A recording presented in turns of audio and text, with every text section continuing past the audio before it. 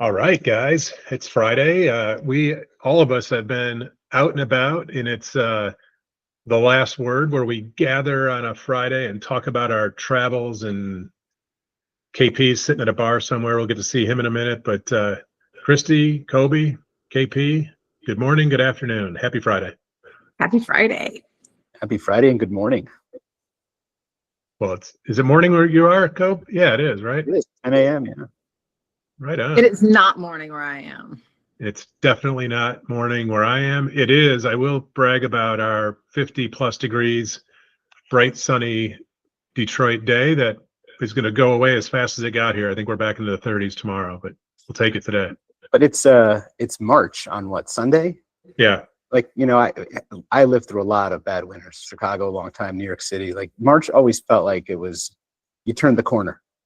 Until you didn't. Yes. Well, I feel like it's time to break out the spring colors. So Yeah. this is like the last week of you can wear your drab winter colors. So now you need to bring out that section of your wardrobe that looks like spring, but still has sleeves.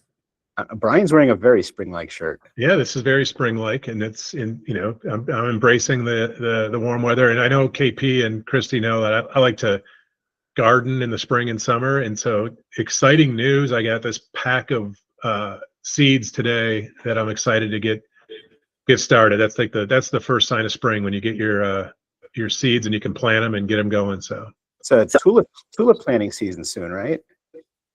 what's that? Isn't it tulip planting season soon? Maybe not here. I mean, you need a jackhammer to get through the frozen. Or maybe you do that in the fall and then they bloom in the spring. I don't know. That's how it works. This is the wrong topic for me. I am not well versed on this, but I like to have the fruits of other people's labor. Yeah. I like a good garden grown vegetable. So we'll get off this topic, but I bought this. Well, hold on. You did your analogy a year ago when we had the seeds. Yeah. Remember that? Yeah. It's like Is it time the long game nurture. That's right. It was actually that same talking point was part of a panel I moderated yesterday at the New England Mortgage Summit. I'll start there and then we'll work backwards. But before I do that, I want to give a little plug for this thing I bought. It's Gardyn, Gardyn, and it's a hydro kind of thing. But it's 3 towers. Each tower has 10 pods. And so, I have 30 plants that have already sprouted. And what they brag about is you get 10 pounds of produce a month off of this stack of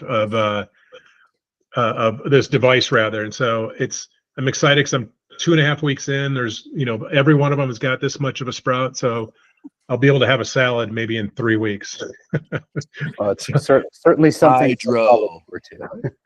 Hydro. Yeah, exactly. We'll come over for dinner. Uh-huh. Look for Brian's new product, Plant Locker, coming in the spring. Yeah. Right. Brian's gonna be talking slow in the next 25 minutes. Perfect. I got my Doritos ready to go. Yeah. So let me start with where I was, and then I'd love to kind of we'll do the round robin because I think all of us were out and about this week. So I was at the New England or Northeast Mortgage Summit. It's a annual event put on by, I think it's the Tri-State, Massachusetts, Connecticut, Rhode Island mortgage bankers.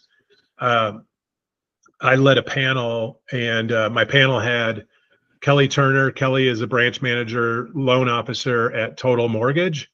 And then Megan Handy. Megan is the chief marketing officer at Embrace Home Loans.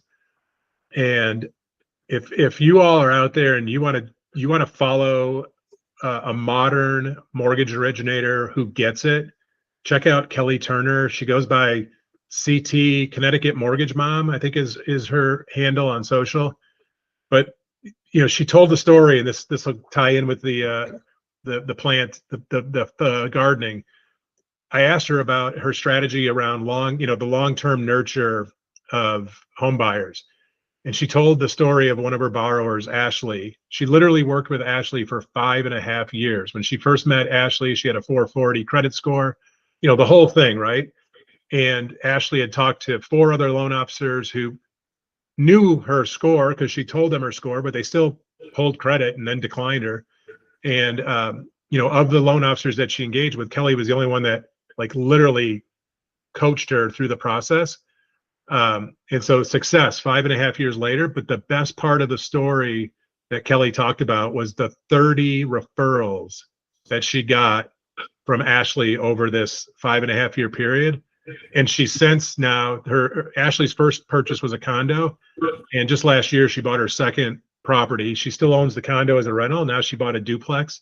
So just, it was an awesome story for the audience. There were a fair number of seasoned loan officers in the room that tend not to think long term. They're kind of in the moment, and she just really nailed it in terms of the ROI of playing that long game. And KP, you've got Abdel, who totally gets that strategy, lives it every day. And so it brings me hope that we do have a cohort, a segment of originators that are really in it, doing it the right way, starting with education and playing that long game. So They're going to Yeah, get a I hydro. think it's yeah, right.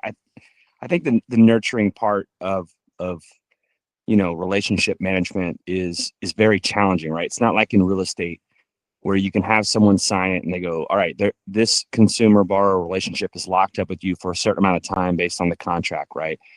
You're good, minute by minute as an originator. It's a tough gig. And so let's say that even, if she lost Ashley, but she got those referrals along the way, it makes it worth it, right? And so and of course I put my risk management hat on, and I'm like, was that owner occupied or was it an investment duplex? But no shade or hate, just of course it was thinking owner through it. occupied.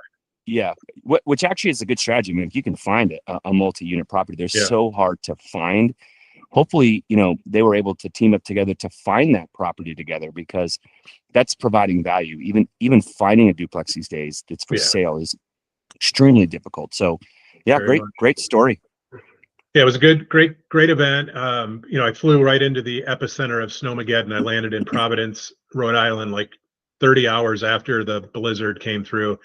And shout out to the county or state, whoever's responsible. Like, you wouldn't have guessed that they got almost 3 feet of snow based on how clear the roads were, like 30 hours later. So Christy, I think you kind of started the week off. You were at the Southern Secondary in Houston.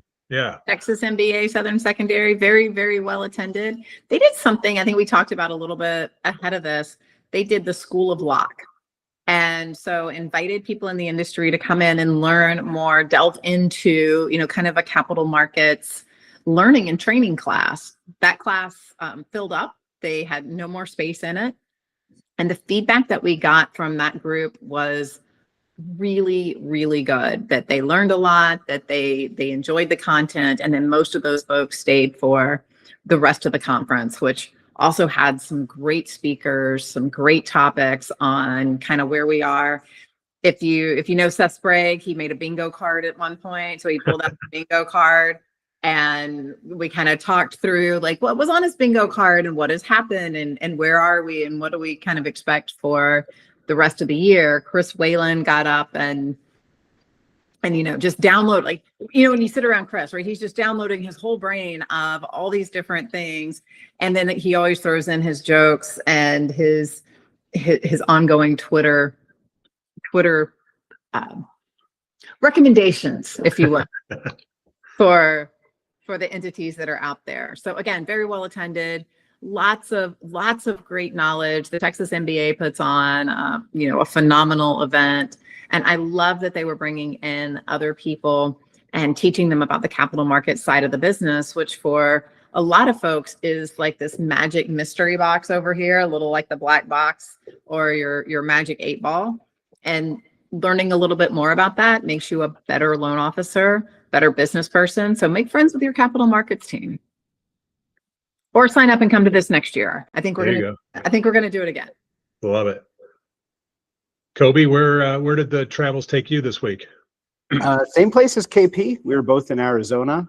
bouncing back and forth. In fact, we saw each other at both OB and TMC.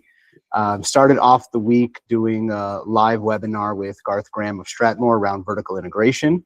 The news from yesterday made that a very prescient and timely topic. Yeah. And we'll, I'm sure we'll get into that today. Saw Bob Brokesman on stage talking about some initiatives and what he would want to see from the president in the State of the Union that occurred that night. There were 3 levers that he was looking for. He was looking for FHA, MIP reform, LLPAs, and now I forgot the third one. I don't think it was the institutional investors, but it was the what he called credit modernization. Yeah. Which I think is the new term we're going to be going with. So, unfortunately, none of those things were mentioned in the speech Tuesday night. Also, a topic for a different discussion. Saw Mike Fratantoni on stage give his excellent analysis of the industry, where we've been, where he thinks we're going. Consumer debt continues to be something that's a scary topic. Every time I see the numbers on that, I get a little bit more concerned about where we're headed. And if you start to extrapolate that into where the delinquency numbers are going, it gets even more concerning. There was great energy at both places. I always find great energy at these things. It's the people that care most that go. So you're going to find the people that are passionate at these events.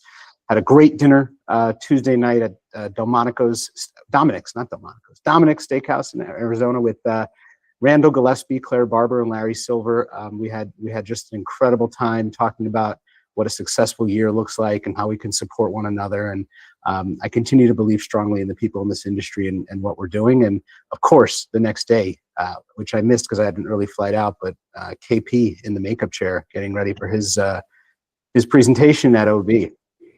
So all in all, great conference, incredible weather, incredible people.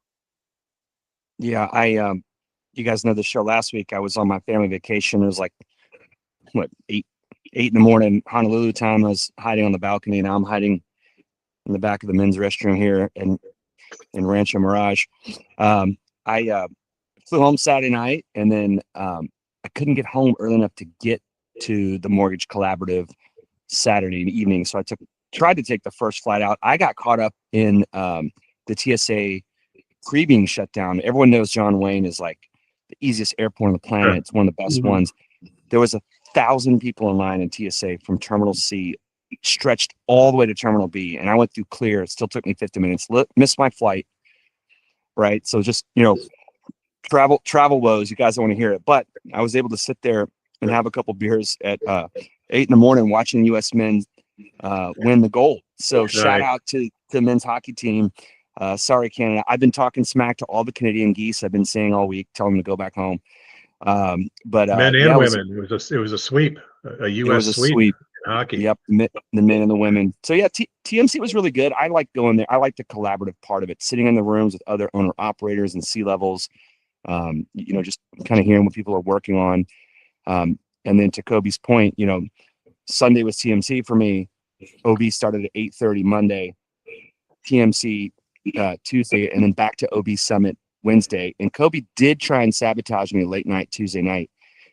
He was being a good boy, and he said, "Hey, I'm gonna go to bed." I was like, "Yeah, me too. I'm about to get out of here." And then all of a sudden, someone hands him another cocktail, and I'm like, absolutely not. And so he got sabotaged for his early morning flight. I hope it wasn't too bad a night's sleep and you made it. But made it. I made it. Great. Yeah, you made it. You're a pro. It was fun. It was just 2 great events. I had a dinner Tuesday night with FICO, Allison Finn and team. Invited a few of us out there, and on Sunday night I had a dinner. Tracy King invited us, and I got to sit next to Ira Selwyn, who I love. I'm going to say it here, but he is like the most quoted individual in the history of the Crispin commentary. So yes. he and I got to sit next to him and his wife Allison, and it was a great conversation. I mean, he's such a sharp dude. And so to your point, Christy, about the TMBA's Western Secondary down there in Houston, I got my own dose of it, just talking about stuff and cap markets things. Seth is great. Obviously, Chris Whalen is amazing. It was interesting to hear Ira say that, like, he, as sharp as he is, he still takes these courses every now and then just to stay on top of everything, my partner Gary Malice and a couple of the people, they have a group through Compass that they put some classes together for cap markets.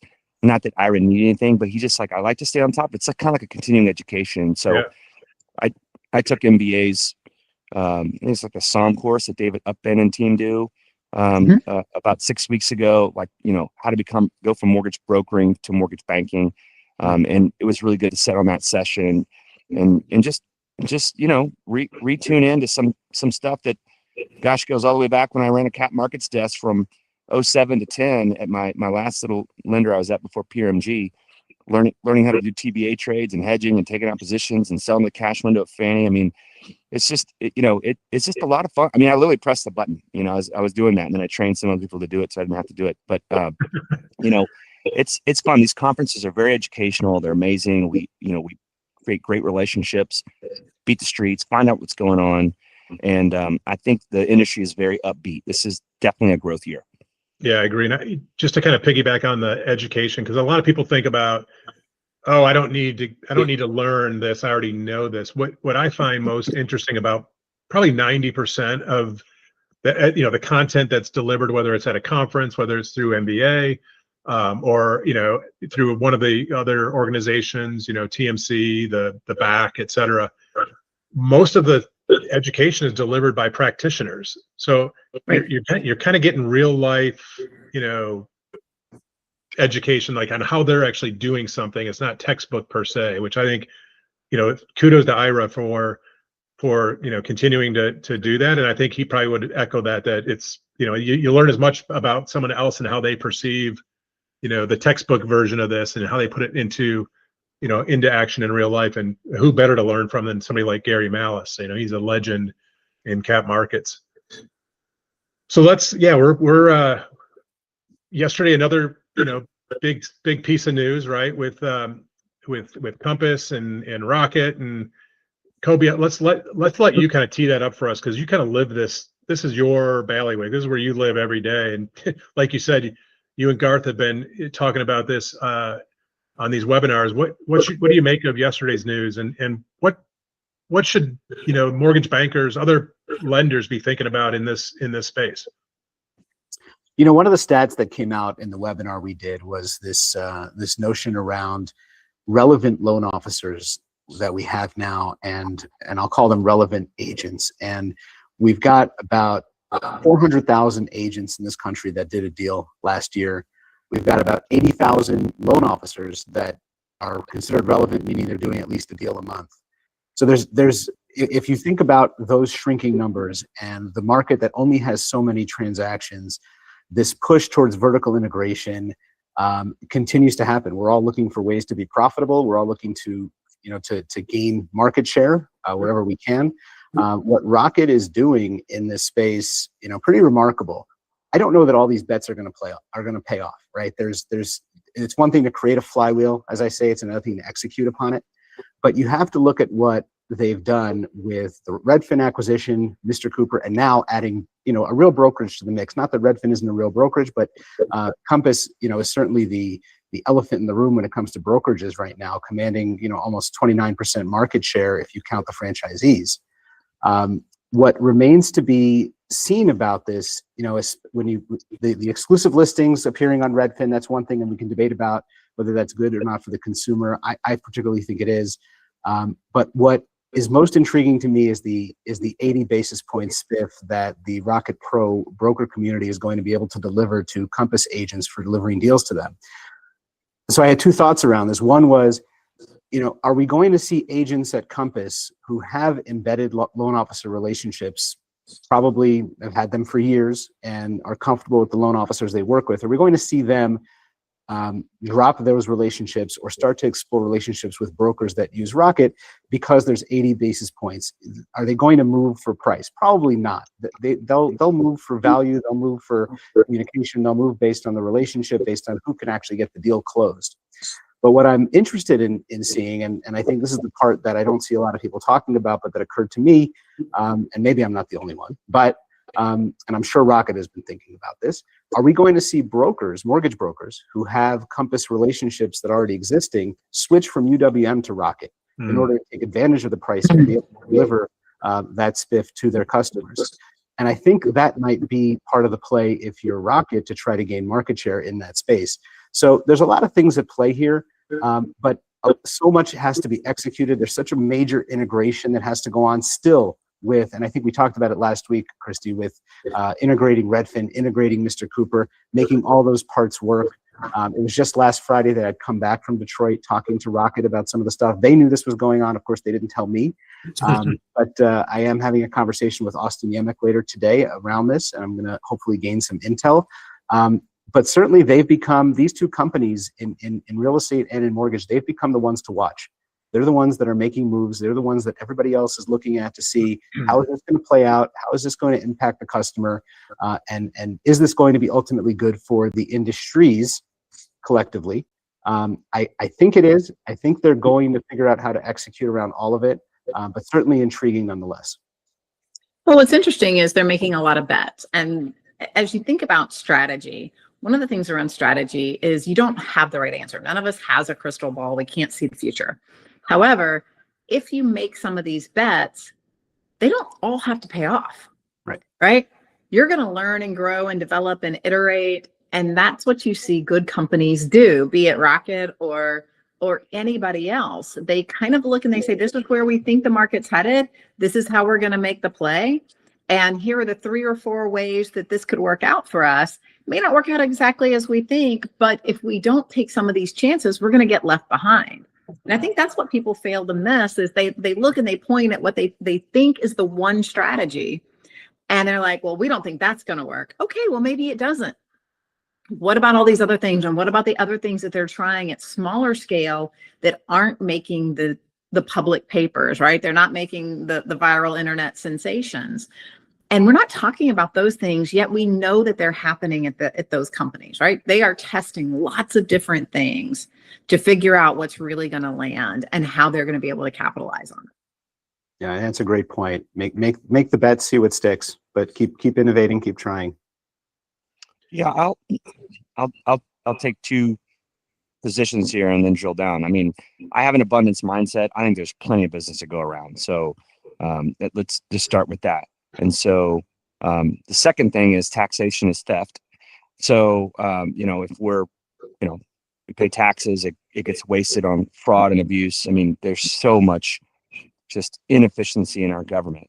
So I think the bet has already paid off for Rocket. It's like, instead of pay taxes on income, let's go buy another asset, and so it's a beautiful strategy just from day one. And then if you assemble this army of, originators, whether through their TPO channel and or consumer direct, plus a great mousetrap and data from Redfin, plus Mr. Cooper and all those, their portfolio combined, and now an army of agents at Compass that are, more skilled than Redfin agents, not to say that they aren't skilled because they are as well.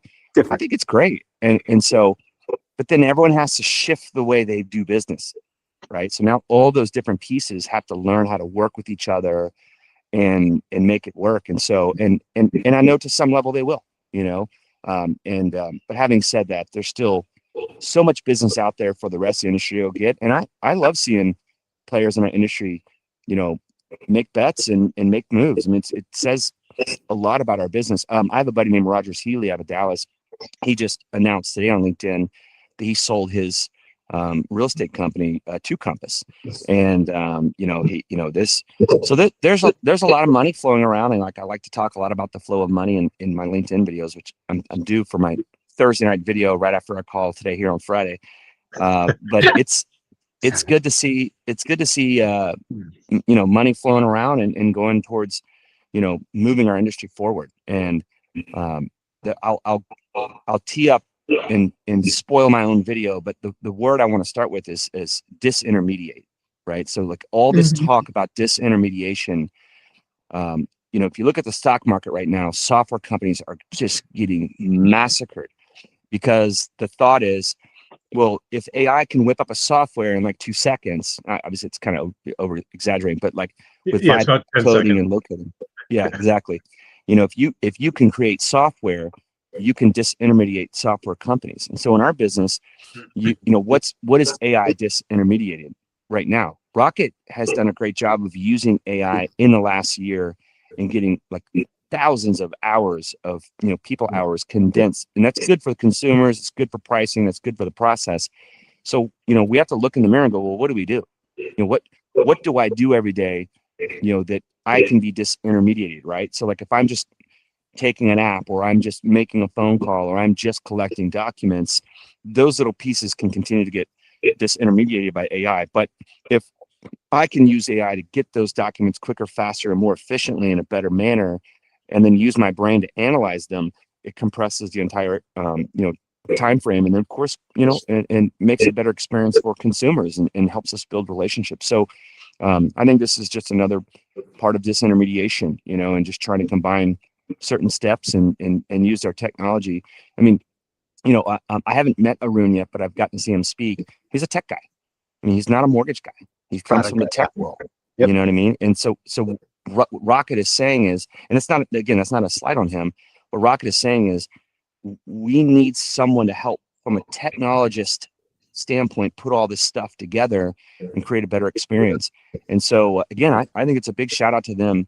But as I sat in these rooms the last week, there's a lot of companies doing a lot of great stuff. Yeah. And and so I think where AI sneakily is going to win is it makes all of us consumer direct desk. Everyone is its own little call center now. I mean, Right. we're launching an AI voice product at PRMG. That product has made 10 million phone calls last month. Oh, you'll never AI out the LO, and you could. I mean, I hear all the people, like, it's mostly from coaches who are trying to like show their value, and they're not wrong, but like 10 million calls. There's no way those companies can make 10 million calls without AI. And if just a small percentage of them tee up a conversation with the skilled originator or realtor, that's a win. And so a lot of companies are starting to see ROI on their tech spend right now, and it's a really exciting time in our business. I was talking with a lender / technologist earlier today, and so they own a mortgage company and then they own a technology company, and they use the mortgage company to kind of build and test what they ultimately deliver to others. And just understanding how they were leveraging a simple AI tool, and you kind of hit on this, KP. A year ago, if you wanted to stand up a prototype, a clickable prototype in a piece of technology, it took some dev work and some cycles to get there. And what they were telling me this morning is, with a good prompt, maybe a 40-minute thoughtful prompt, they could stand up not just a clickable prototype, but actually a feature in their product that they can put in front of a user and get like real life testing in under 24 hours. So the speed to fail is a benefit in a lot of ways, right? If you can bypass 3 weeks of dev time to find out something doesn't work, that's a win too. Absolutely. So we got two. Wow. Kobe, what do you got? Because I got one closing thing that we could go around on real quick. Yeah, I think yes, AI is a huge part of this, and it's going to speed up all the integrations that we're talking about, especially around that deal. But what Rocket really made a bet on today was more human interaction, more humans in the loop, and relationship building and relationship creating, and the local agent and the local loan officer. And I think that what we're going to see going forward is the continued marriage between those two concepts, and the customer is ultimately going to win if it's done correctly. Love it. So our round robin last segment, February's over. We're now officially into March, which means we're 45 days away from the National Advocacy Conference. So MBA's annual conference in DC, where the industry comes together to have impact and make a difference and get in front of our elected officials. So April 13th and 14th is the state and local workshop, which is when the California MBA, the Michigan mortgage lenders, the Texas MBA, and all of our people come together and share best practices. And then on the 14th and 15th is the advocacy conference. And if you haven't ever done it, it's truly a special. It's probably one of the most special events that MBA puts on every year, because you're literally having impact, right, for the consumers that we all serve.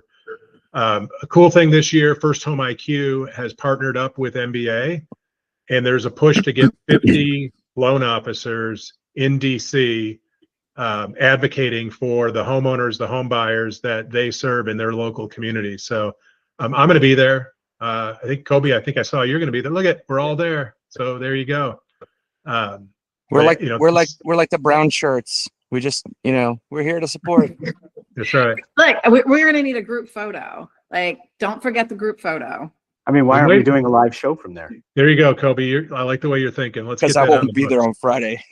You can- But you know what? You can hand deliver your tax return straight to the IRS, so you'll be there right there at tax deadline. I Oh, do not perfect. intend. I do not intend to do that. I'm going to hand it right to my congressman. Technology is my friend when it comes to taxes. So yeah, advocacy is important. I did a post last week that I think resonated. I kind of called out some of the complainers in our industry, and sadly, a lot of times the loudest voices, a lot of the complainers aren't in the trenches, rolling up their sleeves and trying to create solution. So the call to action here is, if you're going to complain, you don't have a right to complain if you're not willing to do the work and roll up your sleeves. And this is our opportunity to voice our concern and bring solutions and help our elected officials understand, the role of housing, not just in our economy, but how it affects local communities, especially. Well, and they really do look to the people that they meet in these and during these sessions. They hold on to our numbers and they do reach back out. Like, usually not the congressperson themselves, usually a Yeah. staffer. When a bill comes up and they have questions and they want to understand what the impacts are, it is important to be there, show up, and to have a variety of different folks, to your point, from our senior leaders down to loan officers, processors, everybody, because we have different perspectives about what's going on in the industry, and you never know when that perspective is going to be needed. So spending the time to go and meet with your representatives is highly valuable. And I love to see the diversity of folks that are attending. If you look at the attendee list, we do have a nice swath or cross section of folks coming. And don't fear. Like, if your fear is, I don't know what to say, there's a day of they're going to educate you on kind of what's going on and what the topics are. And you will have somebody that's in your group as they kind of split you up that has done this before. So you are not going to be like shoved off the edge of a high dive and told to sink or swim. They really do give you the kind of support that you need to be successful. So if you're not used to going to conferences, make advocacy your first one. It's beautiful in DC that time of year. Sure. And Very speaking of popular. bills that became laws, shout out to the credit trigger lead bill. RIP credit triggers next week. Yeah. March Yeah, 5th. down March it goes. 5th. There it goes. We have a And tax. I would be remiss if I didn't also acknowledge that the week following the MBA's advocacy conference, the Broker Action Coalition, I believe partnering with NAM, National Association of Mortgage Brokers, will be back in DC the following week. So 2 weeks in a row, the industry will I'll be be there. on the Hill. I'll be there for both, flying back and forth. Got to head back for my daughter's birthday that week and then back to DC. But, to everybody's points here, if you care about the industry, if you're serious about us shepherding the younger generation of buyers to become homeowners, hopefully, before they turn 40, this is somewhere that you've got to be. We've got to put our legs where our mouths are. I don't know if that's even a thing, but we've got to show up. We've got to show up. Reach out to any of us. You're very on this flexible, Kobe. show.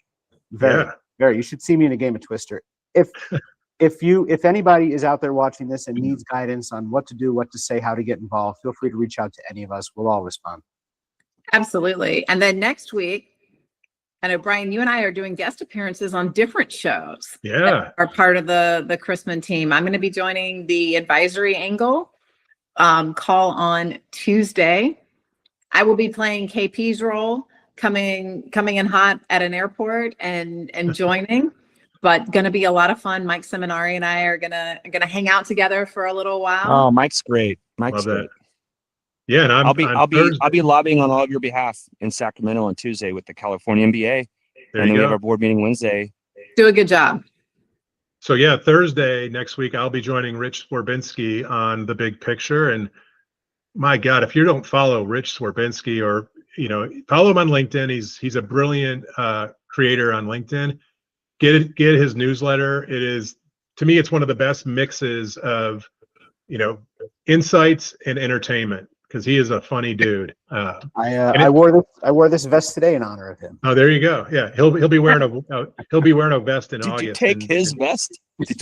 Did you steal his vest Tuesday night before you left? I did try.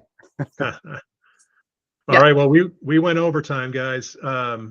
It was worth it. Great seeing y'all. Good catching up. We'll see you back here next Friday on The Last Word. See ya. Peace out.